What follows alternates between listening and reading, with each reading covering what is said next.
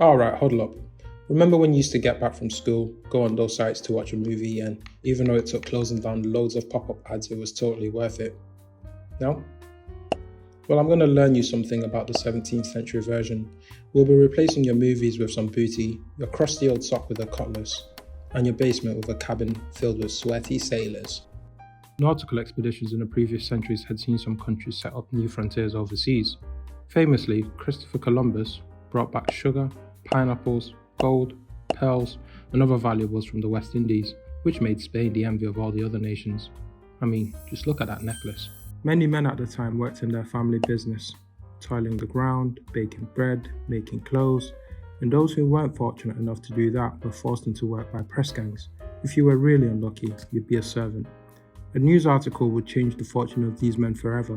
With promises of being away for just 2 years but returned gazillionaires, many young men set sail to the new world.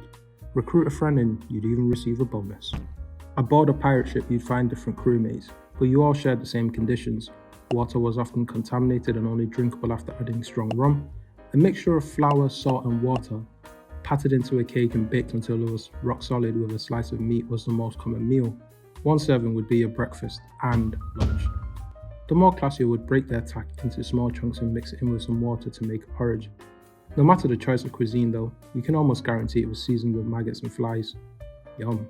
Work was often doing maintenance in a hot sun, and when I say hot, I mean scorching. Not to worry though, nighttime would bring cool temperatures, and when I say cool, I mean freezing. Most maintenance work was mopping the deck, cleaning the cannons, cleaning the swords. Actually, cleaning just about everything due to the constant exposure to weather conditions and salt water. Disease was also rife. If botulism, syphilis or malaria didn't get you, scurvy definitely would. Every injury had a good chance of turning into an infection, which turned into an amputation, giving you a one-way ticket to your favourite destination of condemnation. But whatever doesn't kill you makes you stronger, right? At the end of the day, if you were lucky enough to have a cook on board, it would be a nice warm meal of beans, more smoked meat and an egg. Sea chanties would be sang and you'd all forget you was on a floating death trap until a call of "lights out" would end the night, which was usually around 8 p.m. As weird as that sounds, it was in the pirate code of conduct. There were also other obscure rules: no fighting, no gambling, no women aboard under any circumstances, no stealing unless you want to get marooned. Oddly enough, crews were allowed to vote on important decisions. One such ship with this role was the Ranger, captained by Benjamin. Am I allowed to say this? Hornigold? Born in the English port city of Norfolk, the city had been economically decimated by piracy in the New World. You see, most towns survived by trading, but certain traders, and government officials, preferred stolen goods. This was to circumvent paying a fair price. Seafarers and privateers were given a letter of marque, which allowed them to seize goods from opposing nations. Pirates did the exact same thing, just without the letter. Most pirates raided ships, took the loot and sailed off. Hornigold flipped this on its head. He would still plunder, but then he would take control of the losing ship, dropping off the onboard crew on different islands as a joke. On one such occasion, he along with his crew stopped by an island to exchange a prisoner for some rum. They got so drunk that night that they threw their hats into the ocean. There's actually a German word for this, by the way. Anyway, hatless, they proceeded to raid a merchant ship off the coast of Honduras. Not for their loot, but rather for their hats. Every raid, however, added a new ship to his fleet, which meant more crew members, which meant more captains, which meant even more power in the region. At the height of his piracy, he had control of 5 ships with a 350-strong crew, which at that time outgunned the regional navy. 2 famous captains under Hornigold was Edward Teach, better known as Blackbeard. Samuel Bellamy also worked under Hornigold, but he was better known as Black Sam. He was the richest pirate to have ever lived, with an estimated fortune of $163 million in the year 2024. So when your mom says crime doesn't pay, show her this legend. During the golden age of piracy, Hornigold learnt to keep his friends close and his enemies even closer.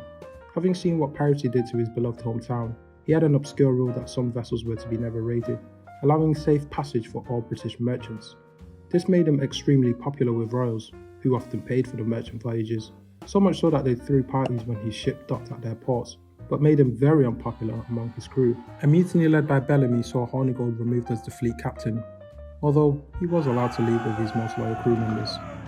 Teach and Hornigold continued to ravage foreign vessels in the Caribbean. One ship they raided was La Concorde. a French ship on its maiden voyage across the transatlantic.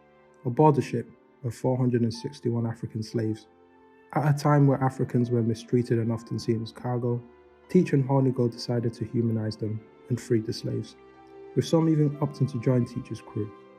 Black Caesar, one of Teach's crew members, was a former slave and went on to create his own legend in the golden age of piracy. He also did some very outlandish things. Destitute, deposed and dethroned as the king of the coast, Hornigold set out to enact his revenge on those who had wronged him. Knowing he had favourable terms with the British, he set out to become a pirate hunter, taking advantage of the king's pardon for any pirates. Okay, listen up. Anyone who hands themselves in will be spared. Choose not to surrender and we'll crush you everywhere. I'm talking in the sea, on land, in your dreams, on Warzone and Fortnite, you punk. Anyway, my grace will extend as a royal pardon, and yes, you can keep your stuff. Let's crush these pirates together. With the influx of pirate hunters, bounty posters and legislation, most pirates could see the writing on the wall. They were no longer safe on sea or land. The 1692 earthquake of Port Royal, a pirate safe haven, saw many pirate crews swallowed whole. It was swiftly followed by a tsunami that took even more lives. The final nail in the coffin was the introduction of the Royal Navy, who attacked pirate ships with no restraint and no desire to preserve lives. Some captains chose to continue living as outlaws, looking over their shoulders until their demise. And that's how the story ends. Whilst Hornigold did have principles, his karma eventually caught up with him. A hurricane destroyed his ship, there were no survivors, and his ship was never recovered. To add to his mysterious death, the location was never revealed.